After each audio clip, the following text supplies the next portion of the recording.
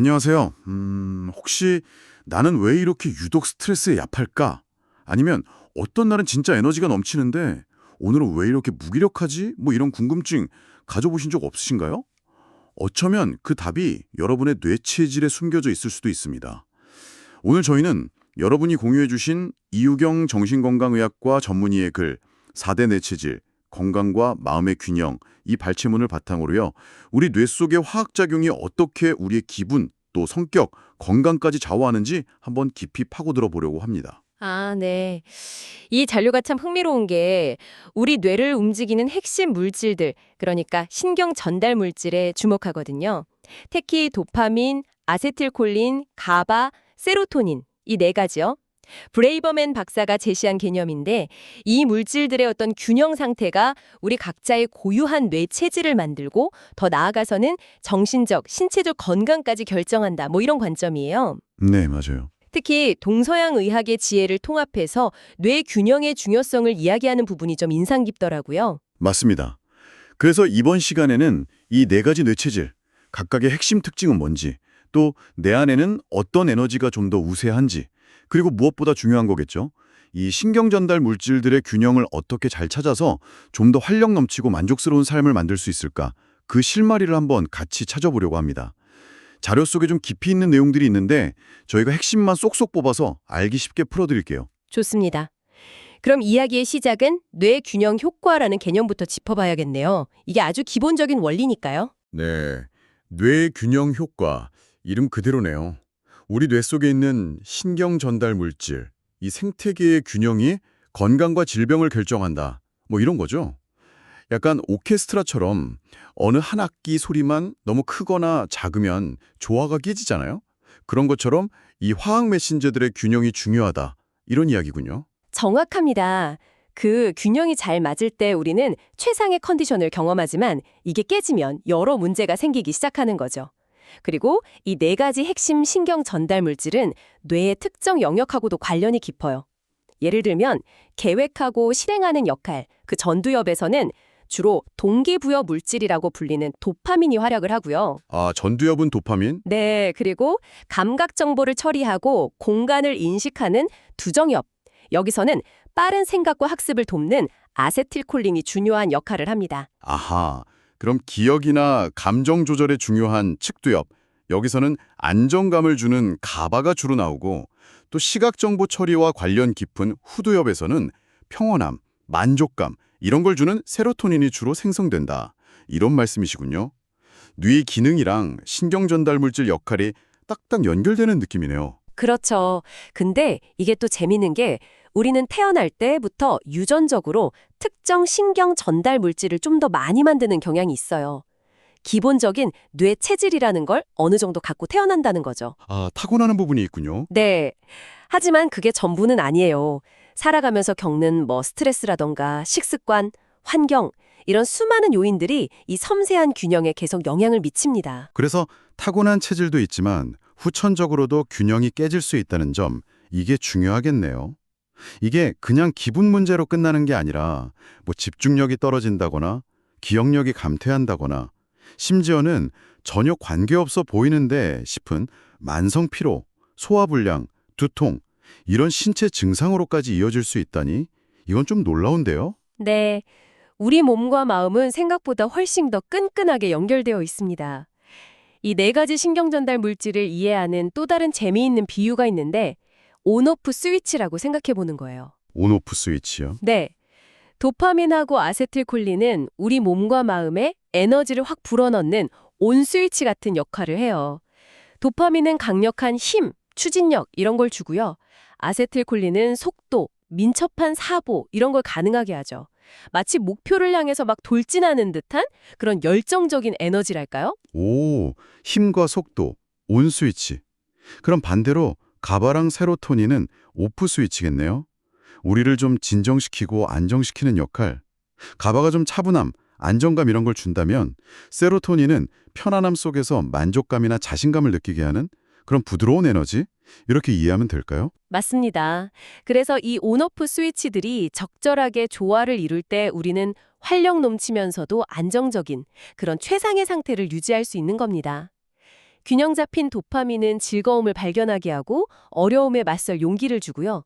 균형 잡힌 아세틸콜린은 빠른 학습, 창의적인 아이디어, 또 원활한 소통 이런 걸 가능하게 하죠. 균형 잡힌 가바는 어떤 상황에서도 쉽게 흔들리지 않는 침착함, 꾸준함 이런 걸 주고 또 균형 잡힌 세로토닌은 과정 자체를 즐기고 다른 사람들과 깊은 유대감을 형성하는 능력 이걸 주는 거고요. 아, 듣기만 해도 정말 이상적인 상태네요. 그렇죠. 하지만 현실은 녹록치 않죠. 누구나 일상적인 스트레스만으로도 일시적으로 어떤 물질이 부족해지는 경험을 합니다. 문제는 이 불균형이 만성화될 때예요. 특히 어린 시절부터 특정 물질의 결핍이 좀 두드러지는 경우도 있어요. 예를 들면 도파민 부족은 주의력 결핍이나 충동성으로 나타나기도 하고 아세틸콜린 부족은 학습에 어려움을 겪는 걸로 나타날 수 있습니다. 아, 가바 부족이 불안이나 공격성과 연결될 수 있고 세로토닌 부족이 우울감이나 정서 불안과 관련될 수 있다는 점도 좀 주목해야겠네요. 게다가 나이가 들면서 호르몬 변화 때문에 이 불균형이 더 심해질 수도 있다니 신경 쓸 부분이 정말 많네요. 그렇습니다. 이런 뇌 불균형은 처음에는 좀 가벼운 신호로 나타나요. 아까 말씀하신 두통, 건망증, 피로감, 불안감, 우울감 이런 것들이 대표적이죠. 하지만 이런 신호들을 그냥 무시하고 방치하면 나중에는 고혈압, 당뇨, 심장질환, 뇌졸중, 심지어 암이나 치매 같은 아주 심각한 질병으로 이어질 수 있다. 이게 이 자료의 경고입니다. 여기서 정말 흥미로운 지점이 우리가 무의식적으로 이 부족한 부분을 채우려고 특정 행동에 끌린다는 점 같아요. 예를 들어서 에너지가 떨어지고 의욕이 없을 때 이게 도파민 부족 신호일 수 있는데 그럴 때 커피나 단 걸 막 찾게 되잖아요. 네네. 또 머리가 멍하고 집중이 잘 안 될 때 이건 아세틸콜린 부족일 수 있는데 그럴 땐 기름진 음식이나 담배를 찾게 된다는 거죠. 맞아요. 마찬가지로 마음이 불안하고 초조할 때 이게 가바 부족 신호일 수 있는데 그럴 땐 탄수화물이 당기고요. 또 기분이 가라앉고 즐거움이 없을 때 이건 세로토닌 부족 신호인데 그럴 땐 달거나 짠 자극적인 음식 혹은 술에 의존하게 될 수도 있습니다. 이게 일시적으로는 기분이 좀 나아지는 것 같지만 근본적인 해결책은 아니잖아요. 오히려 중독으로 가는 지름길이 될 수 있다는 게 문제입니다. 심하면 약물 중독으로까지 이어질 수 있다는 경고도 있고요. 아, 그래서 제가 스트레스 받으면 빵이나 면 종류가 그렇게 당겼던 거군요. 제 빵순이 본능이 그냥 식탐이 아니었을 수도 있겠네요. 결국 이런 갈망 신호를 좀 알아차리고 근본적인 균형 회복에 힘쓰는 게 중요하겠군요. 바로 그 점입니다. 질병이 되기 전에 뇌가 보내는 그 불균형 신호를 빨리 감지하고 조기에 대처하는 것. 이게 어쩌면 건강관리의 핵심일 수 있습니다. 자, 그럼 이제 본격적으로 이 네 가지 뇌체질 각각의 특징을 좀 더 자세히 들여다볼까요? 네, 기대됩니다. 먼저 도파민 체질부터 시작해 볼까요? 아까 목표를 향해 골진하는 성취가 유형이라고 하셨죠? 맞습니다. 도파민이 좀 지배적인 사람들은 에너지 레벨이 높아요. 그리고 목표지향적이고 추진력, 결단력 이런 게 강하죠. 논리적이고 분석적인 사고를 선호하고 새로운 도전에서 성취감을 느끼는 타입이에요. 키워드를 꼽자면 성취감, 집중력, 가솔린 같은 역할, 주도형, 외향적, 일중심 이렇게 볼 수 있겠네요. 와, 진짜 조직의 리더나 혁신가 같은 이미지가 딱 떠오르네요. 다음은 아세틸콜린 체질입니다. 이분들은 창조가 유형이라고요? 네, 아세틸콜린 체질을 감각이 발달하고 창의적이고 사교성이 뛰어난 분들이 많아요. 변화에도 유연하게 대처하고 새로운 아이디어를 잘 떠올리고 언어 능력이나 기억력도 좋은 편이고요. 사람들과의 관계를 중요하게 생각하고 자기 열정을 나누는 데서 기쁨을 느끼는 타입이죠. 키워드는 창조성, 기억력, 엑셀러레이터, 사교형, 외향적, 사람 중심 이렇게 정리할 수 있습니다. 세 번째는 가바 체질. 사회를 떠받치는 안정가 유형. 이분들은 어떤 특징을 가졌나요? 가바 체질은 꾸준하고 성실하고 책임감이 강한 분들입니다.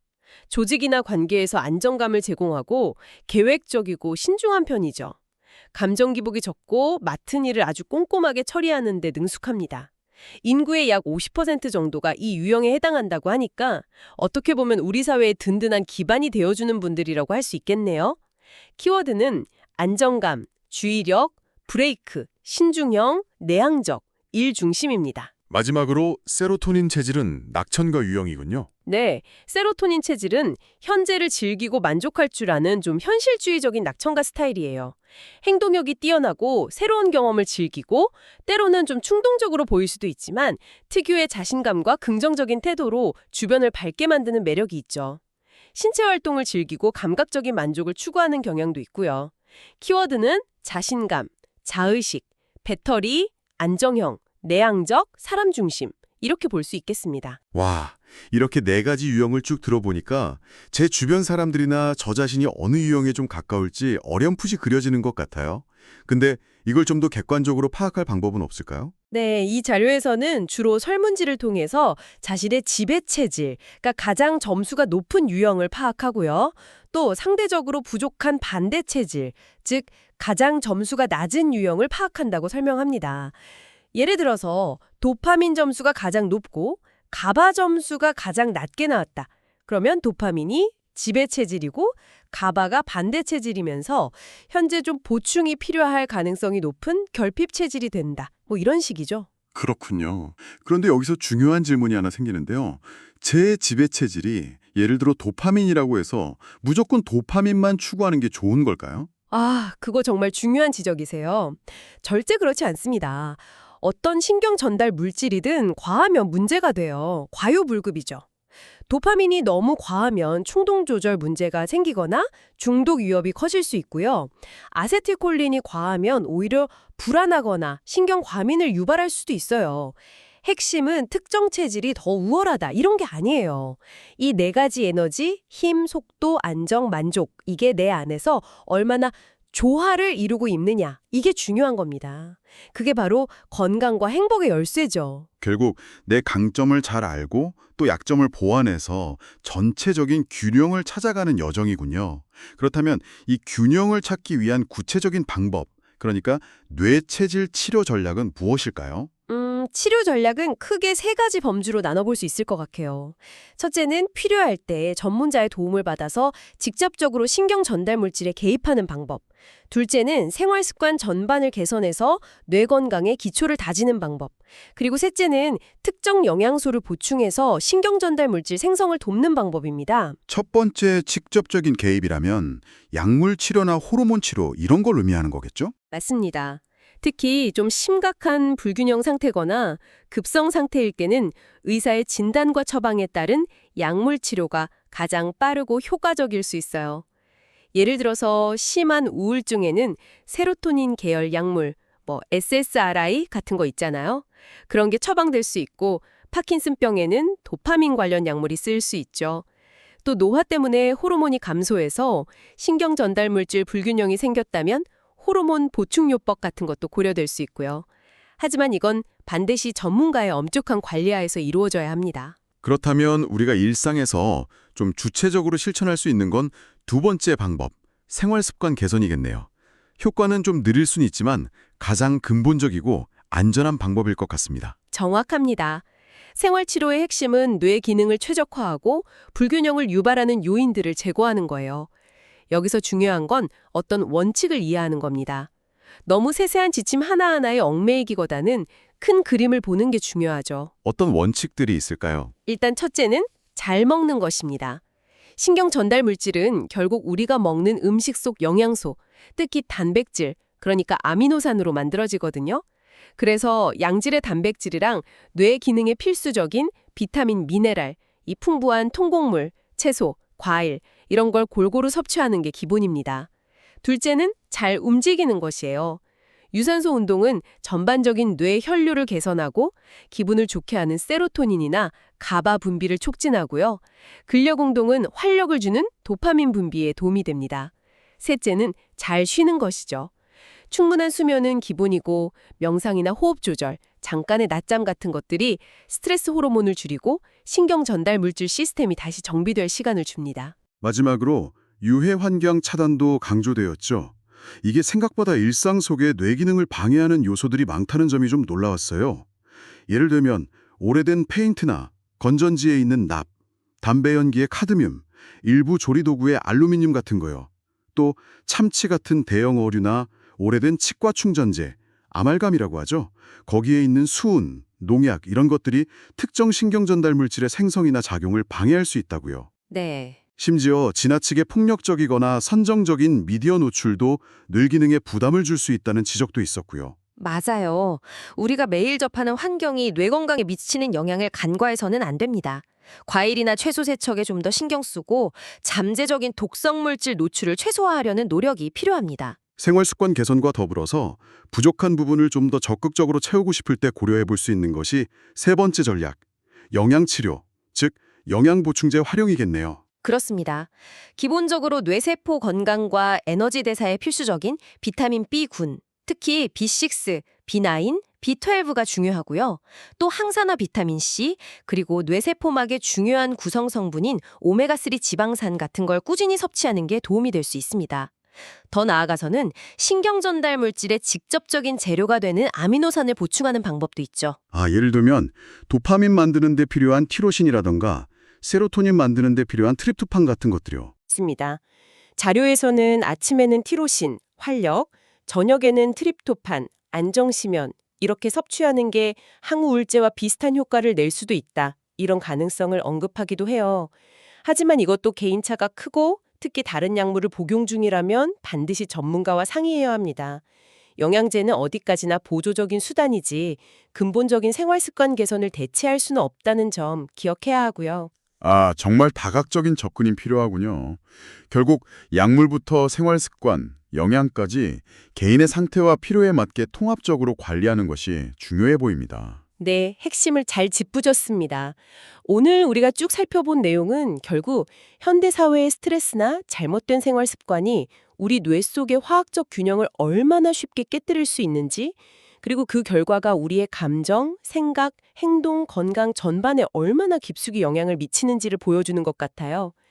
도파민, 아세틸콜린, 가바, 세로토닌, 이 네 가지 에너지가 조화롭게 춤출 때 우리는 최고의 나를 만날 수 있지만 불균형은 우리를 혼란과 고통으로 이끌 수 있다는 거죠. 뇌, 마음, 몸은 정말 하나로 연결된 시스템이라는 것을 다시 한번 실감하게 됩니다. 이 네 가지 신경 전달 물질의 균형을 좀 의식하고 관리하는 것이야말로 이 변덕스러운 세상 속에서 나 자신을 지키고 건강하고 충만한 삶을 살아가는 가장 근본적인 방법일지도 모르겠습니다. 이제 마지막으로 이 모든 이야기를 좀 아우르는 약간 더 넓은 관점의 질문을 던져볼까 합니다. 영국의 생물학자 루퍼트 셜레게이크라는 분이 이런 말을 했어요.